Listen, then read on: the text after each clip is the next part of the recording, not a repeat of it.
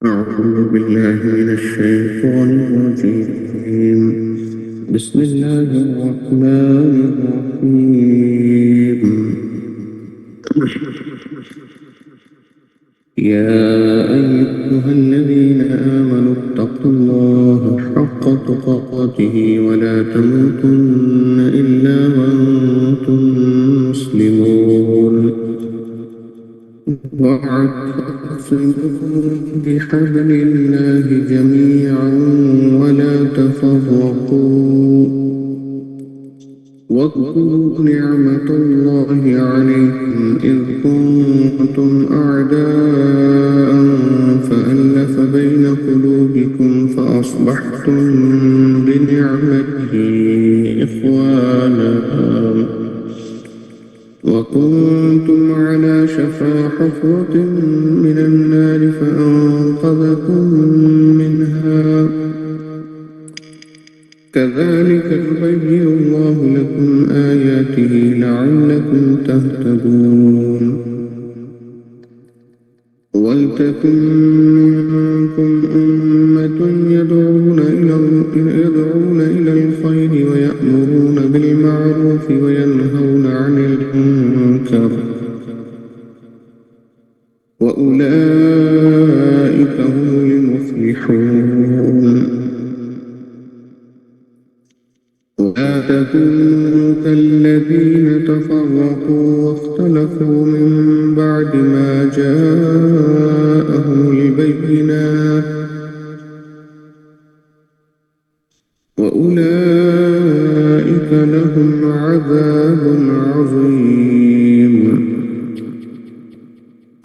يوم تبيض وجوه وتسود وجوه فأما الذين اسودت وجوههم أكفرتم بعد إيمانكم فذوقوا العذاب بما كنتم تكفرون. وأما الذين ابيضت وجوههم ففي رحمة الله هم فيها خالدون. تلك آيات الله نتلوها عليك بالحق وما الله يريد ظلما للعالمين. ولله ما في السماوات وما في الأرض وإلى الله ترجع الأمور. صدق الله العظيم. ماشاء اللہ جل جلالہ. السلام علیکم وسیم بھائی.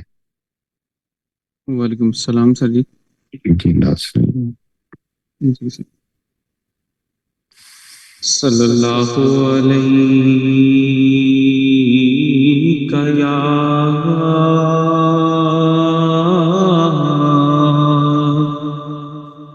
یا رسول اللہ وسلم علیک یا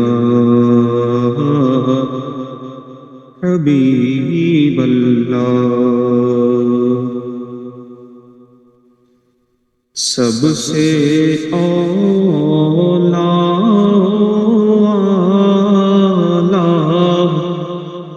ہمارا نبی سب سے اولا ہمارا نبی سب سے بالا والا ہمارا سب سے بالا والا ہمارا نبی. اپنے مولا کا پیارا ہمارا نبی. اپنے لاکا پیارا ہمارا نبی دونوں عالم کا دولہا ہمارا نبی دونوں عالم کا دولہا ہمارا نبی بجھ گئیں جس کے آگے سبھی مشعلیں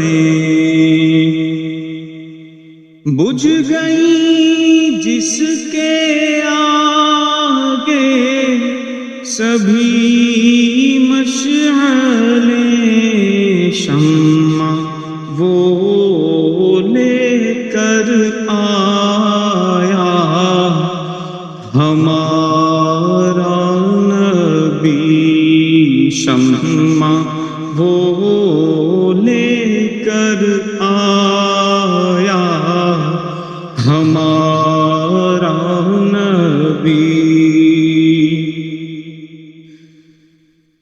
جس کو شایاں ہے عرش خدا پر جلوس جس کو شایاں ہے عرش خدا پر جلوس ہے وہ سلطان والا ہمارا نبی ہے وہ سلطان والا ہمارا نبی سب سے اولا والا ہمارا نبی سب سے بالا والا ہمارا نبی ماشاءاللہ الصلاۃ والسلام علیک یا رسول اللہ الصلاۃ والسلام علیک یا حبیب اللہ الصلاۃ والسلام علیک یا خاتم النبیین اللہ اکبر اللہ اکبر اللہ اکبر السلام علیکم استاد جی وعلیکم السلام ورحمۃ اللہ وسیم بدر جالکم طبیعت اقرار اعوذ باللہ من الشیطان الرجیم بسم اللہ الرحمن الرحیم الحمد للہ رب العالمین الرحمن الرحیم مالک یوم الدین ایاک نعبد و ایاک نستعین اهدنا الصراط المستقیم صراط الذین انعمت علیہم غیر المغضوب علیہم ولا الضالین آمین اللهم صل على محمد وعلى آل محمد كما صليت على إبراهيم وعلى آل إبراهيم إنك حميد مجيد اللهم بارك على محمد وعلى آل محمد كما باركت على إبراهيم وعلى آل إبراهيم إنك حميد مجيد اللہ اللہ تو رحمان تو رحیم تو ستار تو غفار تو ذوالجلال والاکرام تو یا حی یا قیوم تو ہی اول تو ہی آخر تو ہی ظاہر تو ہی باطن یا اللہ تیرا شکر تیرا شکر تیرا شکر تو نے ہمیں مسلمان پیدا فرمایا حضور صلی اللہ علیہ وآلہ وسلم کا امتی بنایا ذکر کی محفل عطا فرمائی صحبت عطا فرمائی یا اللہ تیرا شکر تیرا شکر تیرا شکر یا اللہ تو ہمیں ایسا بولنا اور سننا نصیب فرما جس میں تیری رضا شامل ہو حضور صلی اللہ علیہ وآلہ وسلم کی اطاعت شامل ہو محبت شامل ہو عشق شامل ہو اور یا اللہ اس پہ عمل کرنا ہمارے لیے آسان فرما دے اللہ اکبر اللہ اکبر اللہ. فرض کریں چند خاندان ایک لمبے سفر پر نکلتے ہیں. سب کی منزل ایک ہے لیکن راستہ نیا ہے. شروع میں سب ایک ساتھ چل رہے ہوتے ہیں. پھر ایک شخص کہتا ہے میرے خیال میں دائیں طرف جانا چاہیے. دوسرا کہتا ہے نہیں مجھے لگتا ہے بائیں راستہ چھوٹا ہے. تیسرا کہتا ہے میں نے کسی سے سنا تھا سیدھا جانا بہتر ہے. آہستہ آہستہ سب اپنی رائے پہ چلنا شروع کر دیتے ہیں. کچھ دیر بعد کیا ہوتا ہے منزل ایک تھی لیکن راستے الگ ہو گئے. پھر کسی کو خیال آتا ہے ہم سب اپنی اپنی رائے کیوں دے رہے ہیں؟ ہمارے پاس اصل نقشہ موجود ہے، اسے کیوں نہیں دیکھتے؟ سب دوبارہ نقشہ کھولتے ہیں. صحیح راستہ سامنے آتا ہے اور پھر الگ الگ گاڑیاں ہونے کے باوجود سب ایک ہی راستے میں ایک ہی سمت میں چلنے لگتے ہیں. اور یہی ہماری زندگی کا مسئلہ بھی ہے. ہم سب اللہ کو چاہتے ہیں، ہم سب سکون چاہتے ہیں، ہم سب چاہتے ہیں کہ ہمارے گھر آباد رہے، ہمارے بچے اچھے ہوں، ہمارے رشتے مضبوط ہوں، ہماری آخرت اچھی ہو. منزل بہت حد تک ایک ہے لیکن کبھی ہماری انا، ہماری رائے اور ہماری پسند راستے الگ کر دیتی ہے. دیکھا جائے سورہ آل عمران کی آیات 102 سے 109 ہمیں دوبارہ اصل نقشے کی طرف بلاتی ہیں. اللہ تعالیٰ فرماتے ہیں سب مل کر اللہ کی رسی کو مضبوطی سے تھام لو اور تفرقے میں نہ پڑو. کتنی خوبصورت بات ہے. اللہ یہ نہیں فرما رہا کہ سب ایک دوسرے کی رائے پکڑو، فرما رہا ہے سب اللہ کی رسی پکڑ لو. کیونکہ جب ہر انسان اپنے آپ کو مرکز بناتا ہے اختلافات بڑھتا ہے، لیکن جب مرکز اللہ بن جائے تو فیصلے کم ہونے لگتے ہیں. جیسے قبلہ ایک ہو تو دنیا کے مختلف ملکوں، زبانوں اور رنگوں کے مسلمان ایک ہی سمت میں کھڑے ہو جاتے ہیں. اسی طرح اگر ہمارے گھر میں مرکز اللہ کی رضا ہو تو بہت سے جھگڑے خود بخود ختم ہو سکتے ہیں. میاں بیوی کے درمیان سوال یہ نہ رہے کون جیتا، سوال یہ ہو اللہ کو کیا پسند ہے. دو بھائیوں کے درمیان سوال یہ نہ ہو پہلے معافی کون مانگے، سوال یہ ہو اللہ کے قریب کون ہونا چاہتا ہے. پھر اللہ تعالیٰ ہمیں یاد دلاتا ہے تم ایک دوسرے کے دشمن تھے، پھر اللہ نے تمہارے دلوں میں محبت ڈال دی اور تم بھائی بھائی ہو گئے. یہ آیت اس شخص کے لیے بہت بڑی امید ہے جسے لگتا ہے اب ہمارا رشتہ کبھی درست نہیں ہو سکتا. یاد رکھیں جب اللہ نے دشمنوں کے دل جوڑ دیے وہ ہمارے گھروں کے دل بھی جوڑ سکتا ہے. لیکن دل اس وقت جڑے جب ہم اپنی ضد کو اللہ کے حکم سے چھوٹا سمجھنا شروع کرتے ہیں. پھر اللہ تعالیٰ فرماتے ہیں تم میں سے کچھ لوگ ایسے ہیں جو خیر کی طرف بلائیں. یہاں غور کریں یہاں ذکر کی محفل کا مقصد بہت خوبصورت انداز میں سامنے آتا ہے۔ ہم یہاں صرف اس لیے نہیں بیٹھے کہ ہمیں سکون ملے، ہم یہاں اس لیے بھی بیٹھے ہیں کہ ہم خود دوسروں کے لیے سکون بن جائیں۔ ذکر کے بعد اگر میرا لہجہ نرم ہو گیا تو یہ ذکر کا اثر ہے۔ اگر میں کسی ناراض شخص کو سلام کر سکا تو یہ ذکر کا اثر ہے۔ اگر میں کسی پریشان شخص کو امید دے سکا تو یہ ذکر کا اثر ہے۔ اگر میرے گھر والے یہ کہیں ذکر کی محفل سے جڑنے کے بعد اس کے مزاج میں نرمی آ گئی، تو شاید یہی سب سے خوبصورت تعریف ہے۔ پھر اللہ تعالیٰ خبردار فرماتا ہے، ان لوگوں کی طرح نہ ہو جانا جو واضح ہدایت آنے کے بعد بھی تقسیم ہو گئے۔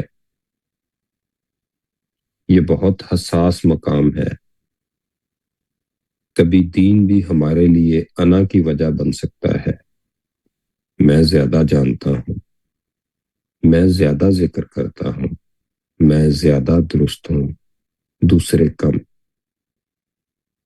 لیکن اگر دین نے مجھے اللہ کے قریب کیا تو مجھے بندوں کے لیے زیادہ نرم ہونا چاہیے، زیادہ سخت نہیں۔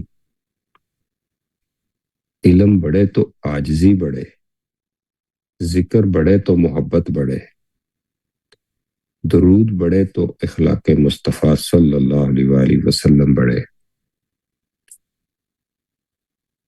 ورنہ ہم نے الفاظ تو لیے ہیں، روح کھو دی۔ پھر قرآن قیامت کا منظر دکھاتا ہے۔ کچھ چہرے روشن ہوں گے اور کچھ چہرے تاریک۔ ہم دنیا میں آئینے کے سامنے اپنے چہرے کو بہت دیکھتے ہیں، لیکن کبھی اپنے دل سے پوچھیں، قیامت کے دن میرے چہرے کو روشنی کہاں سے آئے گی؟ وہ روشنی اللہ سے تعلق سے آئے گی، قرآن سے، وفا سے آئے گی، ٹوٹے دل جوڑنے سے آئے گی، حق پر قائم رہنے سے آئے گی، اور دوسروں کے لیے خیر کا ذریعہ بننے سے آئے گی۔ پھر اللہ فرماتا ہے کہ یہ اس کی آیات ہیں،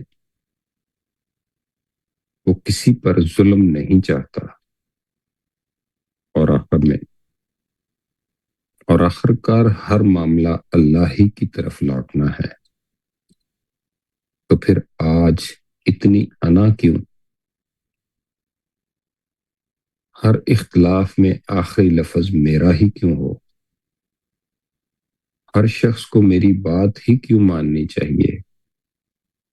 اگر منزل اللہ ہے تو ہمیں اپنے اپنے اندازے پہ نہیں چلنا۔ اصل میپ، اصل نقشہ قرآن ہے، راستہ سنت مصطفیٰ ہے، اور منزل اللہ کی رضا ہے۔ اللہ کو رسی کو مضبوطی سے پکڑنی ہے، اپنی انا سے کسی تعلق کو نہیں توڑنا، اور جہاں جائیں، جہاں ہوں، وہاں خیر، محبت اور اللہ کی یاد کا سبب بننا ہے۔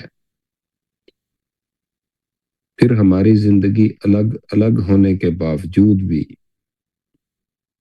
ڈائریکشن ایک ہو جائے گی، اور شاید یہی امت کی اصل طاقت ہے۔ دل مختلف ہوں، مزاج مختلف ہوں، زندگی مختلف ہو، لیکن مرکز ایک ہو، اللہ۔ دعا ہے یا اللہ ہمارے دلوں کا مرکز صرف اپنی رضا کو بنا دے، ہمیں اپنی رسی مضبوطی سے تھامنے والا اور ایک دوسرے کے دل کو جوڑنے والا بنا دے، ہمارے گھروں، خاندان، دوستوں اور امت کے درمیان انا، ضد، حسد اور تفرقہ ختم فرما دے۔ یا اللہ ہمارے ذکر کو، ہمارے اخلاق میں، ہمارے علم کو عاجزی میں، اور اپنے محبوب حضرت محمد مصطفیٰ صلی اللہ علیہ وآلہ وسلم کی محبت کو ہمارے کردار میں ظاہر فرما دے. ہمیں جہاں بھیج وہاں خیر، سکون، محبت اور ہدایت کا سبب بنا دے یا اللہ. اور قیامت کے دن ہمارے چہروں کو اپنے قرب اور اپنی رحمت کے نور سے روشن فرما دے. اور یا اللہ ہمیں صحت اور تندرستی والی، برکت والی، خیر والی، شکر والی زندگی عطا فرما دے. اے اللہ ہمیں صحیح دین کی سمجھ عطا فرما دے. اللہ اکبر، اللہ اکبر، اللہ اکبر. جی السلام علیکم آدم بھائی. وعلیکم السلام. کچھ بتایا اور دعا کریں. ماشاء اللہ، سبحان اللہ، سبحان اللہ. بہت پیارا پیغام اللہ پاک نے ان آیات مبارکہ میں دیا ہے. سب سے پہلے اللہ نے یہ ارشاد فرمایا کہ اللہ سے ڈرو جیسا کہ اس سے ڈرنے کا حق ہے، اور نہ مرنا مگر مسلمان ہو کر. یا ایھا الذین آمنوا اتقوا اللہ حق تقاتہ ولا تموتن الا وانتم مسلمون. اگر بندے کو حقیقی معنوں میں اللہ پاک کا خوف نصیب ہو جائے، اللہ کا ڈر نصیب ہو جائے، تو پھر وہ اپنے دین کے اور دنیا کے ہر معاملے میں سب سے پہلے وہ یہ غور کرتا ہے، یہ فکر کرتا ہے کہ میرے اس عمل، میری اس بات، میرے اس کام سے میرا رب راضی ہوگا یا ناراض. یہ کام میرے رب کی رضا کا سبب بنے گا یا رب کی ناراضگی کا سبب بنے گا. تو ہر کام سے پہلے اس بات کا احساس کرتا ہے اور بولنے سے پہلے تولتا ہے کہ میرے اس بولنے سے کسی کا دل تو نہیں ٹوٹ جائے گا، میرے اس بولنے سے کوئی مجھ سے ناراض تو نہیں ہو جائے گا، میرے اس بولنے سے کسی کو تکلیف تو نہیں پہنچ جائے گی. اور پھر وہ اس بات کی کوشش کرتا ہے کہ ہر کسی کو اللہ کی رسی کی طرف لے کر آئے. وہ دوریاں پیدا کرنے کے بجائے نزدیکیاں پیدا کرتا ہے.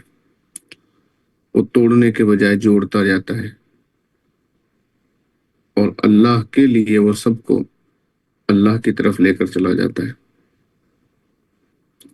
وہ اپنی منوانے یا اپنے پیچھے چلانے یا اپنی انا کو آگے رکھنے کے بجائے وہ ہر وقت اللہ کی رضا کو سامنے رکھتا ہے، اور اختلافات میں پڑنے کے بجائے وہ اتفاق پیدا کرنے کی کوشش کرتا ہے. اور اجتماعیت میں بہت برکت ہے، اور تفرقہ بازی میں، بٹ جانے میں، الگ الگ گروہ بن جانے میں نقصان ہی نقصان ہے. اللہ کو اجتماعیت کتنی پسند ہے کہ اس نے مسلمانوں کی اکثر عبادات کو اجتماعی رکھا. 5 وقت کی نماز کو فرمایا کہ جماعت کے ساتھ پڑھو. حج کو دیکھیں تو بہت بڑی اجتماعیت ہے. جب بندہ دنیا سے چلا جائے اس پر نماز جنازہ پڑھنی ہے تو اجتماعیت ہے. عیدین اجتماعیت ہے. جمعہ کو دیکھیں تو اجتماعیت ہے. اور تقسیم ہو جانا، بٹ جانا الگ الگ گروہوں میں، اور ان گروہوں کے نام سے اپنے آپ کو منسوب کر لینا، یہ گویا اللہ سے دوری اور اللہ کے قرب سے دور ہونے والی بات ہے. ہم جتنا زیادہ اجتماعیت کے ساتھ، اتفاق کے ساتھ، اتحاد کے ساتھ، محبت کے ساتھ، عشق رسول میں کھو کر، اللہ اور اس کے رسول کی محبت میں کھو کر، ہر کسی کے ساتھ پیار والا سلوک کر کے اسے اللہ کی رسی سے مضبوطی کے ساتھ جوڑیں گے اور جڑیں گے، تو پھر انشاءاللہ الرحمن دنیا اور آخرت کی کامیابیاں نصیب ہوں گی. اور سرخروئی حاصل ہوگی۔ اللہ پاک ہمیں آپ کی باتوں کی اور آج کی آیات کی مزید سمجھ عطا فرمائے اور عمل کی توفیق عطا فرمائے۔ الحمد للہ رب العالمین والصلاة والسلام علی سید الانبیاء والمرسلین وعلی آلہ واصحابہ اجمعین۔ اللهم صل على سيدنا مولانا محمد النبي الأمي الحبيب العالي القدر العظيم الجاه وعلى آله وأصحابه وبارك وسلم. آمين. اللهم رب اجعلني مقيم الصلاة ومن ذريتي ربنا وتقبل دعاء ربنا اغفر لي ولوالدي ولمن توالد ولجميع المؤمنين والمؤمنات والمسلمين والمسلمات الأحياء منهم والأموات إنك مجيب الدعوات. اللهم ارزقنا حياة طيبة وعملا صالحا مقبولا ورزقا حسنا واسعا وعلما نافعا وفهما كاملا وعقلا سليما وشفاء من كل داء ولسانا ذاكرا وقلبا خاشعا وعينا باكيا وتوفنا مسلما وألحقنا بالصالحين